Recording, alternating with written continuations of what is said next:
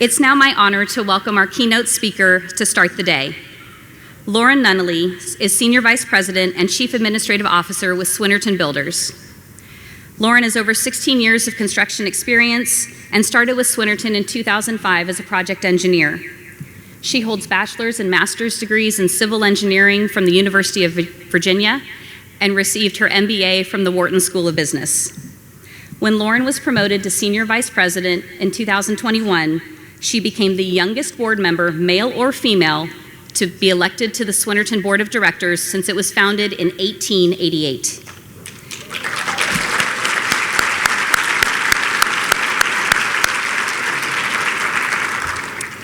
Lauren was promoted to Chief Administrative Officer this past April. Please join me in welcoming to the stage Lauren Nunnally.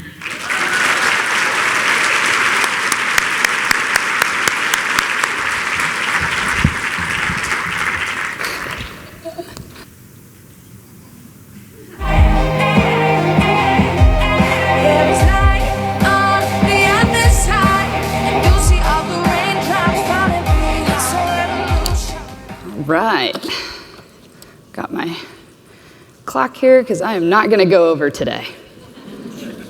So good morning. We didn't get a lot of that song you just heard, but if you didn't catch it, that's Diplo's Revolution. It's one of my favorite songs to work out to, and it gets me super fired up. I feel like I want to go run a race or play in a big game. Anyway, revolution, a repudiation and replacement of an established system by the people. I want you to take a moment to look at the people around you this morning. These are the faces of the people who are going to revolutionize our industry, who are going to continue the years of work of those who came before started. It's a revolution, and it's a privilege to be in the room with you all today.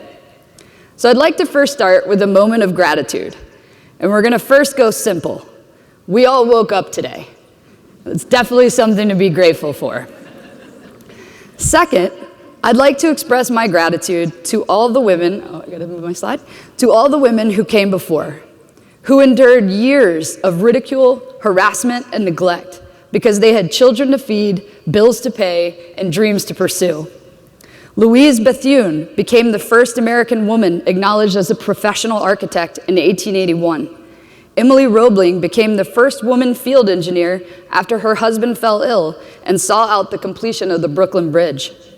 Julia Morgan was the first woman architect licensed in the state of California in 1904. Lillian Gilbreth, who was the first honorary member of the Society of Women Engineers in 1926, and more recently Barbara Rez was the first woman to oversee the construction of an American skyscraper in New York City in the early 80s. There are so many more amazing achievements of women in this industry throughout history. These are just some of the women whose names we know, and there are many more whose names we don't. But all of them have collectively paved the way for those like myself to be standing in this room today, and I'm extremely grateful. And I'm excited to watch those of us in this room today collectively pave the way for the future. Now I'd like to have a little moment of vulnerability. I really toiled with what to say in this keynote. I don't want to add to the list of people lecturing women on what we should do. I don't want to reinforce any of the numerous false stereotypes that already exist about women. I don't want to diminish anyone's personal experience, and I certainly don't want to offend anyone. I do want to share some of my observations and experiences, and the things that I have seen help myself or other women in my career. I want to celebrate what women have done as opposed to what we haven't. I want to focus on what is happening versus what isn't. But I also don't want to appear oblivious or in denial. And above all else, I really don't want to bore you or waste anyone's time. After all, time is a non-renewable resource. So I promise I will give it my best shot to inform, engage, entertain, and hopefully inspire you all today. All right. So this is me, my first day at Swinnerton. I'm 22 years old. I just moved across the country where I don't know anyone. I'm excited, and I'm completely oblivious. And by the way, some things never change. Every day, I still drink my Diet Mountain Dew. You'll see it there every single day. Gotta have it, not a coffee drinker. I am fully in the first stage of a concept that I just discovered called the 4 stages of gender awareness. I was recently talking to Kirsten Ferguson, one of Australia's most prominent leadership experts and a passionate advocate for women. She introduced me to this concept. Probably, that's someone calling me on Teams right now. That's what you're hearing all day long, folks. Even when it says, please do not disturb, I am presenting. She introduced me to this concept. When she told me about these 4 stages, immediately I felt like it described my journey over the last 17 years since this photo. And I think it can be perfectly visualized by one of my favorite internet memes, a series of photos of a woman trying kombucha for the first time. See if this will go forward. Oh no, did my Teams thing mess it up? Oh, there we go. All right. Stage 1, oblivion. The first stage is characterized by being oblivious to issues of gender. How young people at the start of their careers may have no perception that they could ever experience or be a part of gender discrimination. And even when some do experience or observe gender discrepancies in the workplace, they may not see it, or they choose not to see it. Stage 2, denial, not happening. The second stage is denial, where one may still not be convinced that gender bias exists. And if problems do arise, one feels it has less to do with systemic gender barriers and more to do with the woman herself. One sees the problems but explains them away. Must have been something she did. Stage 3. This is the stage of realization or awakening. One starts to notice real and undeniable barriers confronting women and possibly even themselves, where women are invited into leadership teams, but perhaps not given a full voice, where women's perspectives or contributions are marginalized, where you might notice that men's networks are strong and often involve after-hour activities where the women either aren't invited or are disproportionately unable to attend. In this stage, a woman will start learning to advocate for themselves, but may still be hesitant to publicly advocate for others. A man in this stage may start advocating for specific females that they have a personal connection to, but may still be hesitant to advocate on behalf of women as a whole. And then finally, advocacy. This is stage 4. This is where we recognize that gender discrimination does exist, and then we focus on understanding why it exists and how we fix it. It is also typically the point where people have reached a level of seniority in their organization and have the ability and sense of responsibility to make a difference for women and their progress in the workplace. To be honest, I'm not sure if Kombucha Girl ever quite moved into the advocacy stage. I don't know who would. But the faces still work to visualize the 4 stages of gender awareness. For the majority of my career, I feel like I was in stage 2, denial. I had always worked and largely succeeded in the industry through fitting in and avoiding as best I could being different from those around me. I worked hard to be recognized not for being a woman in construction, but for being a strong performer and a leader in my own right, for delivering results and value to the company. And I assumed that whatever was happening to other women around me must have been something about them. They were too bossy, too quiet, hadn't done enough to foster their relationships. But as I grew, I started to notice the lack of women in senior leadership roles, particularly in core operations. I started to see that merit could be highly subjective and measured by those who already deemed themselves to have it. I gained exposure to and experience with new levels of conversations and decisions that often made my ears perk up and occasionally elicited a visceral reaction. And just in the last few years, after experiencing this stage of realization myself, I felt ready to act, to start advocating. I used to run from women's events, and I didn't want to draw attention to being a female, and I got that wrong. I wish I had built a larger female network and community around me earlier on, and that I had started looking out for other women in my career. But I'm here now. Before we dive into the challenges that still lie ahead, I do want to acknowledge the extraordinary progress that has been made. So let's go back. The first written record of women and construction workers dates back to the 13th century in Spain. Official records noted a group of women day laborers working in the city of Navarre. Records are unreliable during this time because it was socially unacceptable to record construction labor by women. Women were considered physically incapable of heavy labor, and working outside of the domestic confines was seen as immoral. Despite the underreporting, historians believe that poor women routinely worked as day laborers, masons, and carpenters on construction sites over the next few centuries. In the 16th and 17th centuries, the ranks of women in construction thinned severely due to economic crisis. Any work that was available fell to unemployed men. The Industrial Revolution in the mid-18th century brought an economic boom in Europe and the US. As the labor market expanded, women returned to construction as laborers and tradespeople, this time with slightly less social condemnation. By the 19th century, the first women engineers and architects began to stand out, and then we jumped to World War II, which marked one of the most important periods for women in construction. At the start of World War II, most Americans held an old-fashioned notion of women's place in society. It was a common belief that women had no ability to do mechanical or technical jobs and were perceived, again, to be physically incapable of labor. So 500 years later, we're still physically incapable, but at least we're no longer immoral. Progress. While thousands of men were serving our country in the war, women found new job opportunities in factories and shipyards. By 1943, hundreds of thousands of US women worked as electrical engineers, riveters, welders, and crane operators. Fast forward to today. 2021 saw 1.24 million women in construction, the highest number in history, with another 1.8 million women in architecture and engineering. Over the past 10 years, the number of women employed in the industry has increased by 55%. The Bureau of Labor Statistics reports that construction actually has the lowest gender pay gap across all US industries. Yeah, that's great. In 2021, 1/3 of construction companies promoted women to senior leadership roles. There has been a 64% growth in women-owned construction firms in the last 10 years.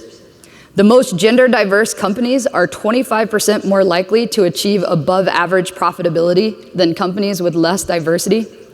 30 years ago, women made up less than 10% of STEM graduates, and now that number hovers around 30%. Progress has most definitely been made, and there's still a long way to go. In 2021, women still made up only 11% of the construction industry versus 47% of all employed individuals. For reference, women make up 55% of finance professionals, 52% of doctors, and 30% of manufacturing staff. So we still have a ways to go. And only 2.7% of field employees are women in the industry. Oh wait, well, I'll keep going. That slide, yeah. The female to male ratio has remained flat since the 90s. That's what you're seeing here. And women still struggle for representation in core operations. 76% of women in construction work in off-site positions. Women executives in construction are much more likely to represent operations support roles than core operations roles. Architecture and engineering fare a little better, with 27% females in 2020. However, studies show many ultimately lead both fields. So there is still a huge gap between the way things are today and the way they could and should be. It is this gap where creative and positive change is born. So, let's talk about what all of us in this room can do to close the gap on between what is and what should be. Word of warning. Many, if not all of these ideas may seem obvious or old news. I don't claim them to be novel, but I can assure you that they are all impactful, especially if everyone in this room and beyond commits to them. When something is failing or not working, it is usually because the fundamentals have been neglected. Success is often built on fundamentals becoming instinct. It's not left up to chance whether these things happen. They just happen every day, everywhere, all the time. So if anything feels basic about some of these tactics, that's a great cue to ask yourself, how much is this really happening in my company? Are we executing on these fundamentals? Because the basics are vital for success. They must happen. Tactic 1, Be vocal champions for the industry.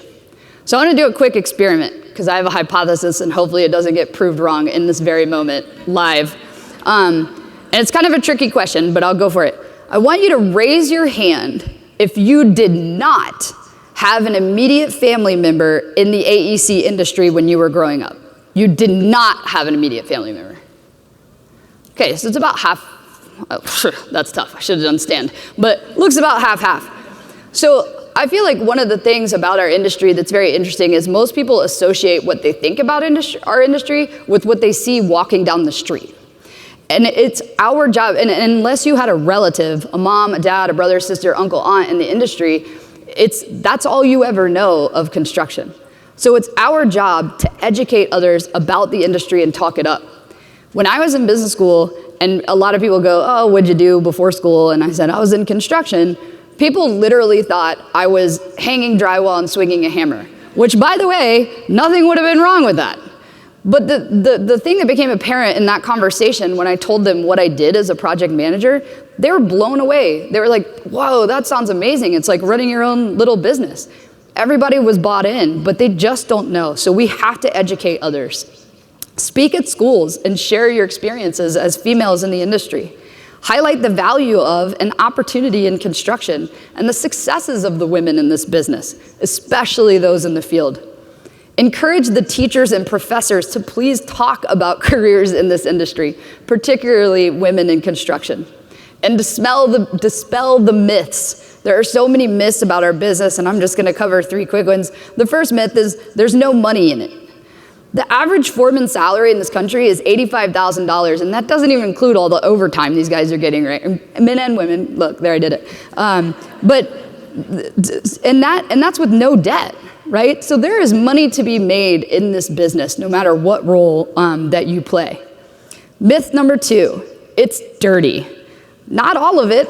Again, we have to inform people on all of the many different roles in construction, not just what people see walking down the street. And quite frankly, it's fun to get dirty sometimes, and it can be a great workout.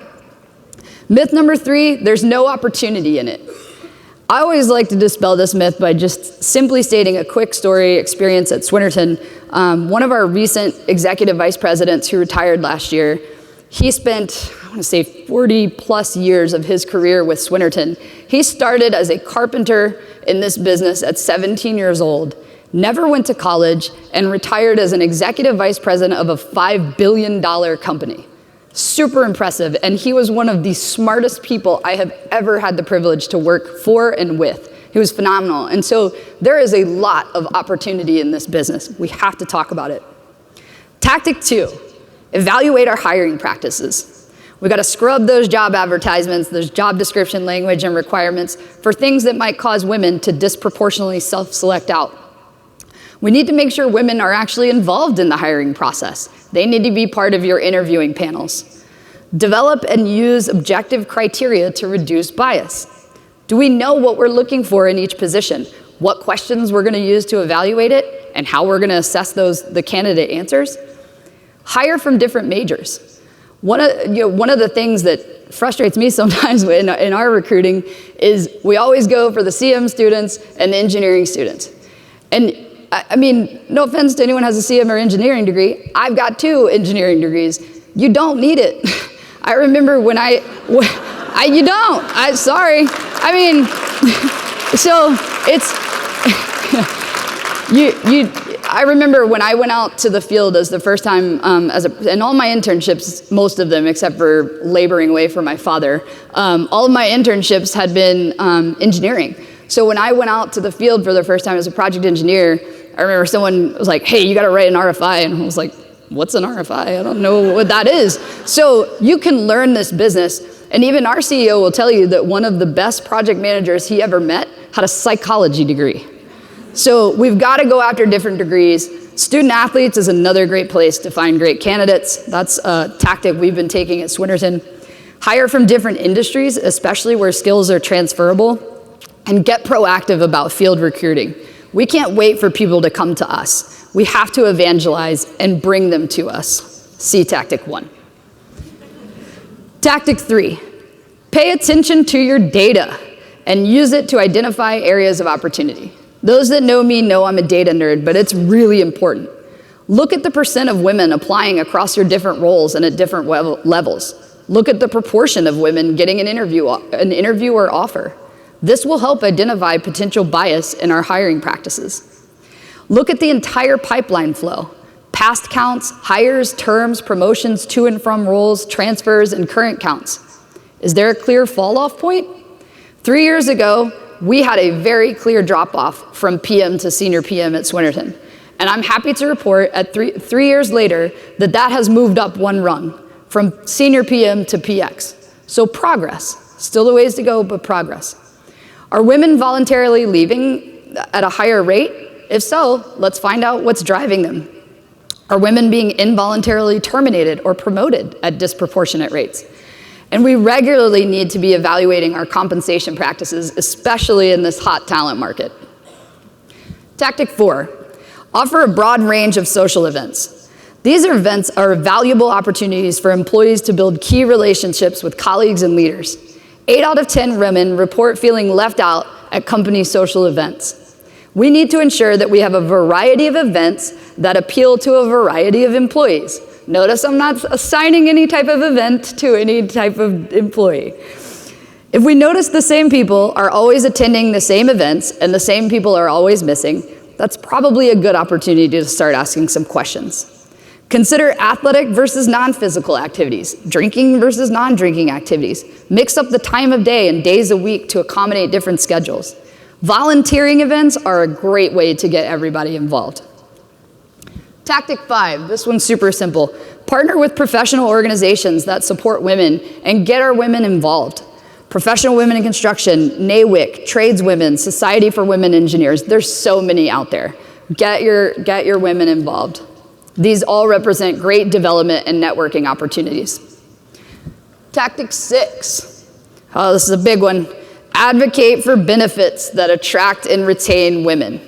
This is when I talked about that visceral reaction earlier. This is the one that gets me sometimes. I have a 5-year-old at home, so. Much of this centers around parental leave and childcare challenges at the moment. And when these topics are discussed, I still hear people ask, why should we consider benefits that support only a subset of our employees? First and foremost, these are not only female issues. However, research does show that in shared households, women still bear the majority of cleaning, cooking, laundry, and childcare responsibilities. And if you're wondering why I singled out laundry, know this. My spouse and I only have one child, and I feel like I do laundry every single day. So I cannot imagine having 2 or 3 children. Laundry could become a part-time job. So while parental leave and childcare challenges do apply all, poor support in these areas does disproportionately impact women. Further, and I found this fascinating, single parents represent 27% of current total American family groups raising children. And 80% of all single parents in the US are mothers, with less than half of them receiving child support. Let's just look at the simple math of it all. So if we say the average carpenter salary in the United States, and this is per the data, is about $5,000 a month, we're hoping they're setting aside some in savings, so we'll account 5%, gotta pay your taxes. The average rent in the US right now as a percent of salary is 32%. You've got all your bills, you've got groceries, you've got a car payment, utilities. And the average monthly cost of childcare in the US right now for one child is about $950. Depends where you live, but that's the average. So your monthly remainder is $550. That's 2 days of work at an hourly rate. What if you're sick? What if your child's sick? What if there's a holiday and you don't get paid because you're hourly? So it's tight. It can be tight, especially for a single parent. And I'm not sure how this hypothetical individual is supposed to save up and bridge the time off they might need for maternity leave. Great parental benefits, sick leave, flex work policies will help tremendously to attract and retain working mothers in this industry, particularly those doing it alone. You deserve a cape. But again, they can greatly benefit working fathers too. Tactic 7, Did it come up? There we go. Pay attention to bias in career conversations. Create clear and specific evaluatory criteria, at least as specific as you can get. Look at the way you evaluate performance. Is it objective? What about potential? That's a really tricky one. I've seen potential evaluated pretty much like this. There's not a lot of objective criteria for it. What questions are people asking during the promotion conversations? All right, so I want you to raise your hand if you've ever heard this in a conversation. They're just not as dedicated to their work. It's a pretty common one. Last I checked, dedication is a mindset. It's up here. It's not a behavior. I actually don't know how dedicated someone is to their job in their mind. I only know what I can observe in their behaviors, and then I tell myself a story. Often, people use visibility of butt in seat as the sole behavioral criteria to evaluate dedication. And while that may be one potential indicator, there are many other observable behaviors that can indicate dedication. Responsiveness, productivity, pace of work, efficiency of work, time spent on email, strength of relationships with business partners, and how about actual business results? Evaluating dedication purely based on the time I can visually see someone at their desk is not only short-sighted, but it disproportionately impacts parents, specifically women. All right, now raise your hand if you've ever heard this in a conversation about a female at work. She should be more confident. Even more common.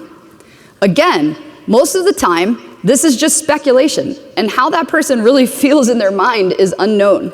And please know, I have committed this myself. It is all too easy to do. Next time you hear that, follow it up by asking them to describe the behavior they are interpreting as a lack of confidence. Either you will get some actionable feedback based on an observable behavior that can actually help the employee improve, or more likely, you'll hear silence or stuttering as they realize there may be nothing really tangible there to back up their assumption. Further, many behaviors we commonly associate with confidence, like speaking up in meetings, asserting oneself, promoting one's ideas, do tend to show up more in men, but not because the women are less confident. Research shows that women do not exhibit these behaviors as often because they are trying to avoid the backlash effect, the social consequence of asserting or promoting themselves. According to a 2018 HBR article, while self-confidence is gender neutral, the consequences of appearing self-confident are not. Women who project self-confidence are often seen as less likable, and are penalized if they do not temper their agency with niceness. Given this reality, so you won't hear me tell anyone to be nice today.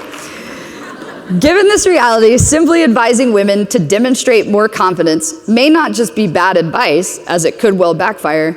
It effectively and unfairly places the burden of correcting gender imbalance on women. Tactic 8, emphasize complementary strengths in employees and teams.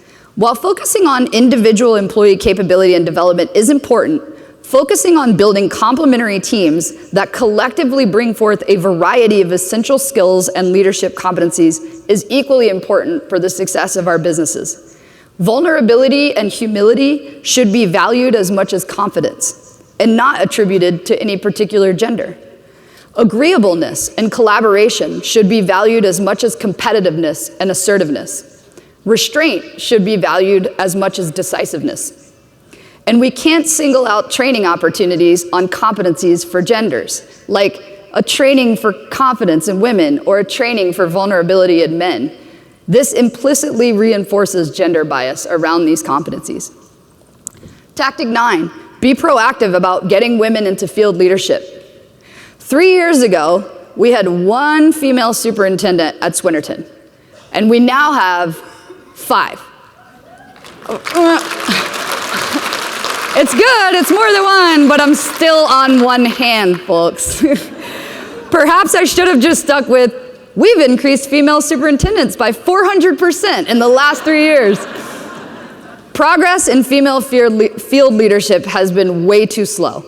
It's currently estimated that 2.7% of all superintendents in the United States are female, and our 5 out of 370 is still shy of that. Looking back on my career, I don't remember ever thinking about superintendent as an option. I wish someone had pulled me aside as a senior project engineer and encouraged me to consider the field, because I definitely would have, and many days I wish I had. Start pulling your female project engineers aside and talking to them about this career path. They have the potential to bring so many powerful attributes and capabilities to field leadership on our job sites.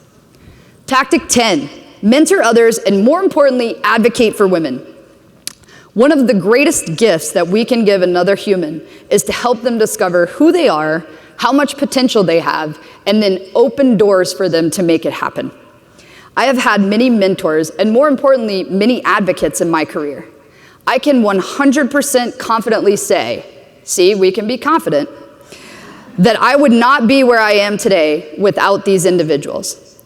And not just any one of them by themselves, and this is important, it was the collective impact of all of them in different ways at different times throughout my career that was so powerful. So, I would like all of you right now, I'm gonna ask you a question, you can write it down, text yourself, think about it in your head, but I want you to hold yourself accountable. Who is one female that you know of right now that you feel has potential in this business that you can mentor or advocate for? I know there's somebody. Please hold yourself accountable to initiating a conversation after this conference. With 900 plus people here today, that's 900 plus young females in our industry with a new mentor or advocate. Think about the power of that.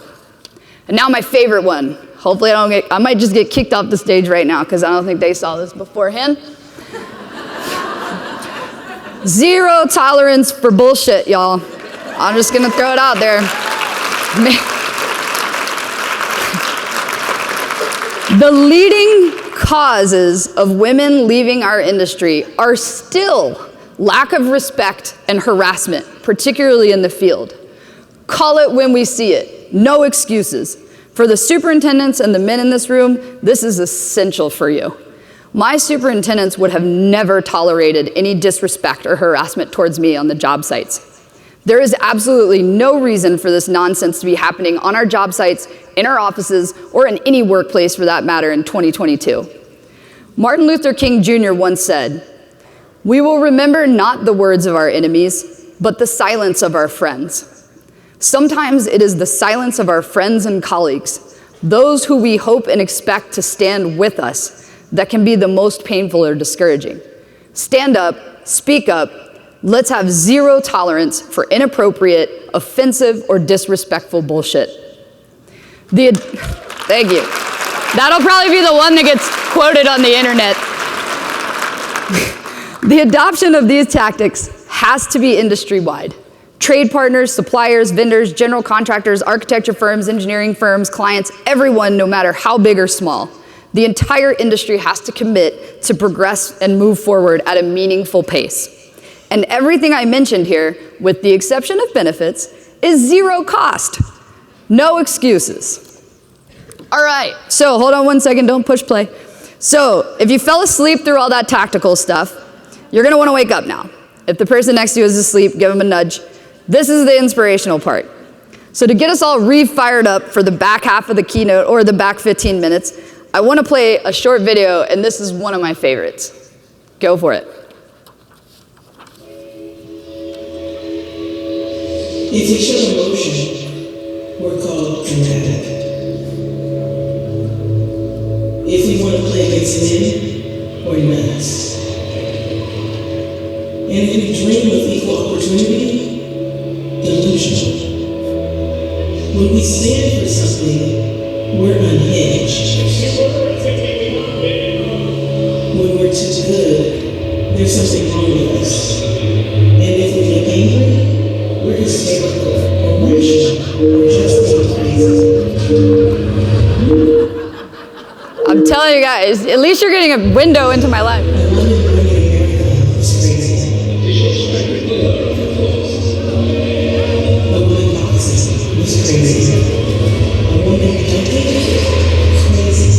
Coaching the NBA team, crazy.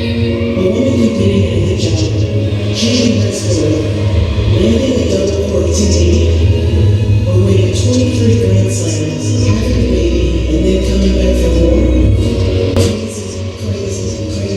Crazy, and crazy. So if they want to call you crazy, fine. Show them what crazy can do.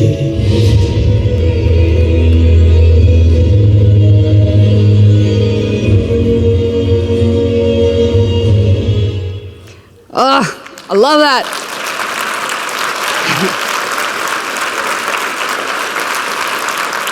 I can literally watch that every morning.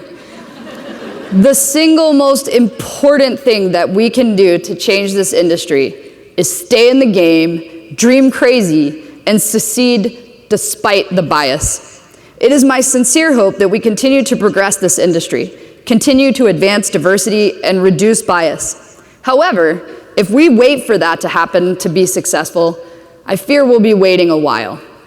If we think we can change it from the outside or the sidelines, we cannot. We have to be in the arena, and we need to figure out how to succeed despite the bias and challenges that exist. Like the women who came before us and endured a whole different level of bias and struggle than we have, we must carry that charge so that someday there will be a generation of women who look back at us and go, what were they even talking about? So how do we succeed despite bias and challenges? See if this will move on. There we go. We have to prove it. We can't just talk about it, we have to be about it with our actions and performance. So we'll start with this simple formula. Performance equals effort plus capability plus relationships. To drive our performance and succeed despite bias, we need to continue to develop and expand ourselves in these areas. Let's start with expanding our capabilities. First, always be expanding our knowledge. Read, ask questions, listen, observe. Every great idea is born out of observation. Put the phone away and watch. Who knows, you could be the next billionaire entrepreneur.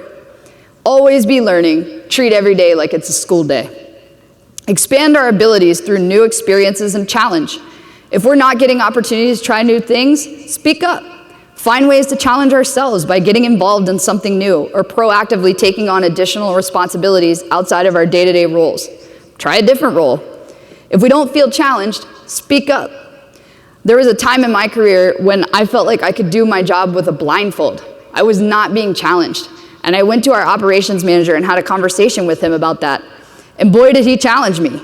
He sent me straight from being a senior project engineer to a project manager. So I skipped that whole assistant step where you actually get to learn how to be a project manager and threw me right into the wolves. But you know what? Challenged equaled change. We should be grateful for challenge and seek it out. Without challenge, there's no growth. And without challenge, we'll never know the true depths of our capabilities. Now let's move on to expanding our relationships. Expand our influence. How do we do this? Get to know as many people as you can and build trust with them, both competency-based trust built through our work product, as well as vulnerability-based trust, built by getting to know people as humans and letting them get to know us, what we're all about, what we value, and that we have their back as a colleague and a teammate. Help people out, be responsive, be open-minded, make other people's lives easier, and find ways to add value for them. And most importantly, show up for our people. Be available to others and for others. And no matter what role we find ourselves in, we need to do everything we can to maintain connection with those in the day-to-day arena, on the job site. We have to be intentional about staying as close as we can to maintaining those relationships. This is something that I have struggled with recently and am actively trying to work on myself. Put a system in place to make it happen because it's really important. And expand our compassion. My favorite book on this subject is Tattoos on the Heart, Power of Boundless Compassion. If you haven't read it, I highly recommend it. This has been the single most impactful book to my day-to-day mindset that I've read in recent years. Over time, we all end up partnering with and overseeing a larger and more diverse set of people. To be a truly inclusive leader, we must lead for all, not just those we have natural connections with. To build strong relationships broadly, we must find our authentic empathy and compassion. We must appreciate the differences of people's experiences and struggles and how those translate into different ways of thinking and behaving. We must be curious and not judgmental. We must not only serve others, but actually see the similarities we share with others and take opportunities to stand with them, not just for them. And now for my personal favorite, expanding our effort. First and foremost, let me say this: effort should be a two-way street. Organizations must make the effort on their end to create a safe, inclusive, engagement, developmental, and dare I say fun environment for their employees before they just expect employees to put forth discretionary effort. But that said, I highlighted earlier the mindset of succeeding despite challenges. So even if our organizations are falling short in some of those areas, if we are committed to succeeding there, these are some critical characteristics to expand. First, expanding our mental toughness. This is a brief parable I want to read. It's called The Devil's Wedge. The devil was having a sale of his wares. On display and offered for sale were the sword of jealousy, the dagger of fear, and the strangling rope of hatred, each with its own high price. But alone on a purple pedestal and not for sale was a worn and battered wedge. This was the devil's most prized possession. It was the wedge of discouragement. The devil prizes the wedge of discouragement above all else because of its enfeebling, demoralizing effect. Hatred, fear, jealousy may lead an immature person to act unwisely, to fight or run or grab, but at least they act. Discouragement, on the other hand, harms more than any of these, as almost everyone is susceptible to it, and it causes one to sit down, pity oneself, and do nothing. We can't succumb to discouragement. Our whole careers are going to feel like a cycle of 3 stages: excitement, discouragement, and then commitment and recommitment. The discouragement stage is typically the point where you're past the adrenaline of the starting line, but too far from the finish line to sprint. One makes an active choice in this stage to resign or recommit. In order to weather discouragement, 3 things are essential. 1, vision, remembering our why. Why did we start in the first place? What were we hoping to achieve? Community, a team to rally together with and support one another, to have each other's back and pick each other up. If you want to go fast, go alone. If you want to go far, go together. Mindset. There is always growth to be found in periods of discouragement. Next time we find ourselves asking ourselves, why is this happening to me? Let's change it up a bit and ask, why is this happening for me? Expand our endurance. Let me go back. Expand our endurance. We can do this in 4 ways. First, we have to honor the value of commitment. Sometimes I see a work relationship a lot like marriage. It's a 2-way street. Sometimes it's 70-30, sometimes it's 30-70. But it always takes commitment to stay in and make it successful. If we quit at the first sign of stress, the relationship won't last long. Second, we have to respect our pace. This is unique to each person. We all have to know what is a sustainable and manageable pace for our own well-being and happiness, and consistently be aware of how we're currently tracking to our optimal pace. Third, we have to find our grit, determination to not give up, to refuse to let that thing get the best of us. When I was 17 years old, my dad put me to work as a laborer for his construction company, and I remember I spent 2 weeks in 100+ degree Virginia heat doing nothing for 8 hours a day but drilling rebar into footings and banging it in with a mallet. Everything on my body hurt, and I was convinced that my wrist was broken. I came home on the first day and started complaining to my dad, and he looked at me and smiled, and he just said, "It builds character." And he was right. Grit builds character. It gives us the fuel to endure.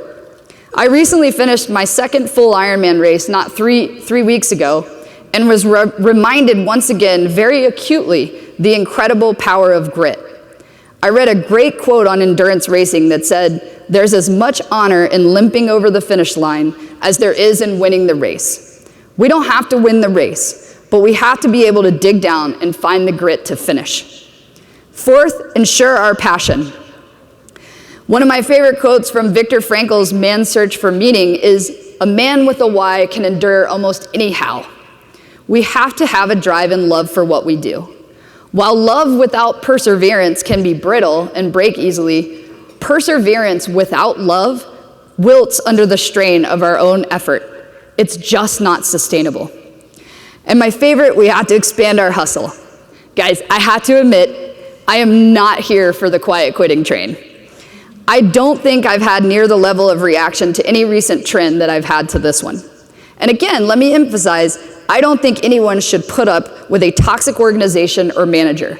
But assuming the organization and your manager are holding up their end of the bargain, then it's all about the hustle on our end if we want to succeed.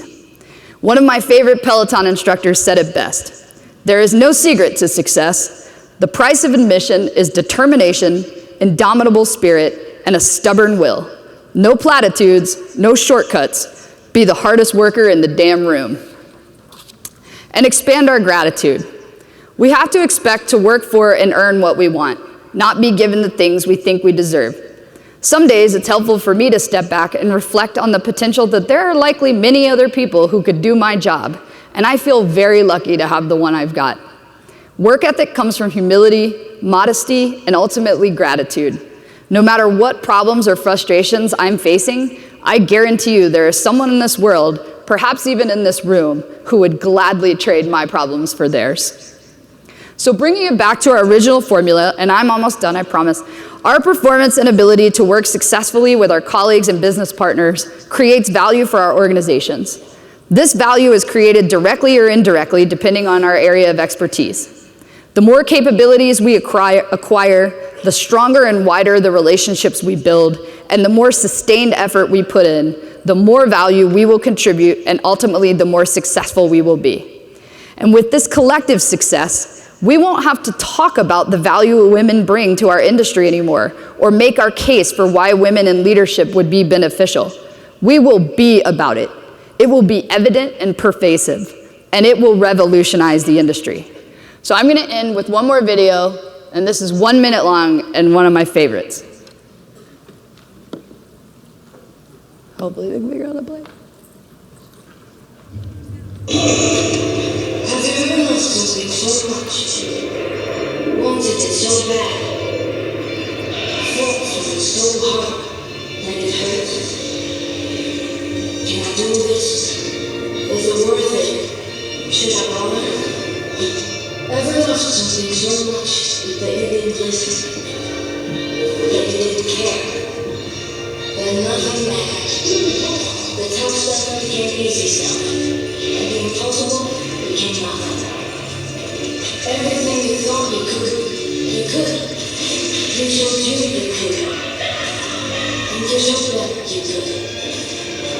And you were unstoppable. And we were unstoppable.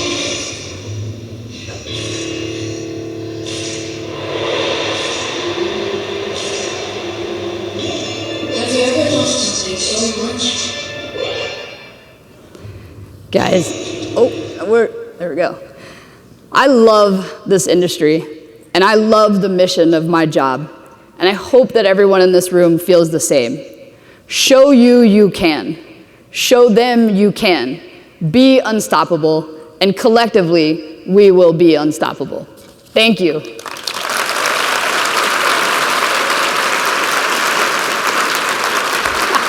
Wait a minute.